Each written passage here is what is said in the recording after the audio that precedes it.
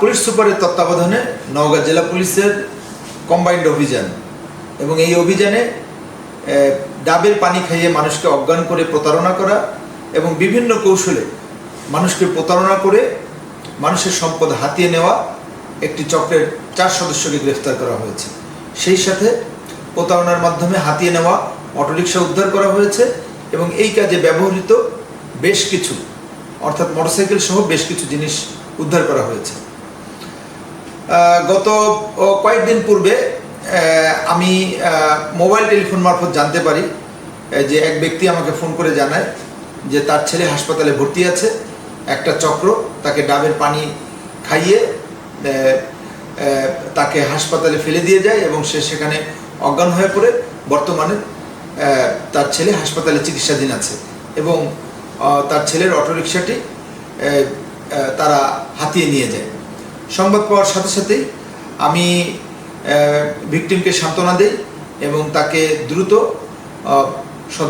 সদর থানায় গিয়ে মামলা করার জন্য পরামর্শ দেই এবং বিষয়টির গুরুত্ব বিবেচনা করে জেলা গোয়েন্দা শাখাকে আমি অভিযান চালানোর জন্য নির্দেশনা প্রদান করি।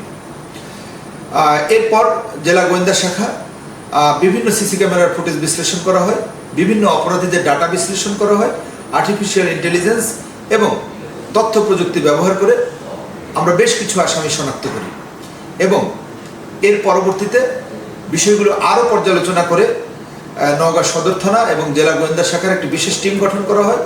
এই টিম জয়পুরহাট, বগুড়া এবং গাইবান্ধা জেলায় একটানা 18 ঘন্টা অভিযান চালানো হয় এবং সেখান থেকে গত 12ই জুলাই গভীর রাতে 4 জন আসামিকে গ্রেফতার করা হয় এবং গাইবান্ধা থেকে হাতিয়ে নেওয়া অটোরিকশাটাও উদ্ধার করা হয়।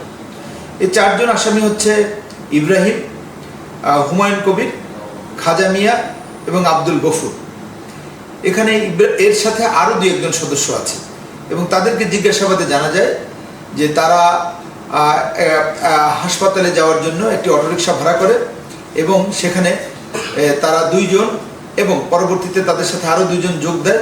তারা সবাই মিলে একটা মিথ্যা অভিনয় করে এবং তারা বলে যে তাদের বাচ্চা হয়েছে এবং এই সুসংবাদে তারা অটোতে যারা আছে একে অপরকে মিষ্টিমুখ করায়। সেই সাথে হাসপাতালের সামনে অটো থামলে সেখানেও কয়েকজনকে মিষ্টিমুখ করায়। একই সাথে অটো চালককেও বেশ কয়েকটি মিষ্টিমুখ করানো হয় যাতে অটো চালকের বিশ্বাসযোগ্যতা অর্জন করা যায়। অতঃপর একজন যাত্রী অভিনয় করে সে হাসপাতালের ভিতরে চলে যায় যে তোমার বাচ্চা খুব ভালো আছে, দেখে আসি। ইন দ্য মিন টাইম আরেকজন যাত্রী নেমে কয়েকটি ডাব নিয়ে আসে, যেখানে অটো চালককে যেই ডাবটা দেওয়া হয় সেই ডাবের মধ্যে পূর্ব থেকেই বিষাক্ত ঘুমের ওষুধ এবং কখনো চেতনানাশক এবং কখনো বা রিভোট্রিল ট্যাবলেট বেশ কতগুলি মিশিয়ে দেওয়া হয় এবং এটা খাওয়ার পরপরই অটো চালক তন্দ্রাচ্ছন্ন হয়ে যায় এবং তাকে তখন তারা হাসপাতালের একপাশে রেখে তারা অটো নিয়ে পালিয়ে যায়। সুতরাং এক্ষেত্রে যে বিষয়টা বলতে চাচ্ছি সেটা হচ্ছে যে প্রতারকরা মানুষকে বিভিন্নভাবে প্রতারণা করে থাকে এবং প্রতারণা থেকে বাঁচার উপায় হচ্ছে সচেতনতা। আমরা নওগাঁ জেলা পুলিশ আপনাদেরকে আহ্বান জানাবো যে অপরিচিত কোনো ব্যক্তির নিকট থেকে কোনো কিছু খাবেন না বা অপরিচিত ব্যক্তির বেশি ঘনিষ্ঠ হতেও যাবেন না। সেই সাথে নওগাঁ জেলা পুলিশ দৃঢ়ভাবে বলতে চায় যে মানুষের সম্পদ যারা অবৈধভাবে হাতিয়ে নিতে চায় এই ধরনের প্রতারক চক্রের বিরুদ্ধে নওগাঁ জেলা পুলিশ কঠোর অবস্থানে রয়েছে এবং এদেরকে কঠোর হস্তে আইন অনুযায়ী দমন করা হবে। ধন্যবাদ।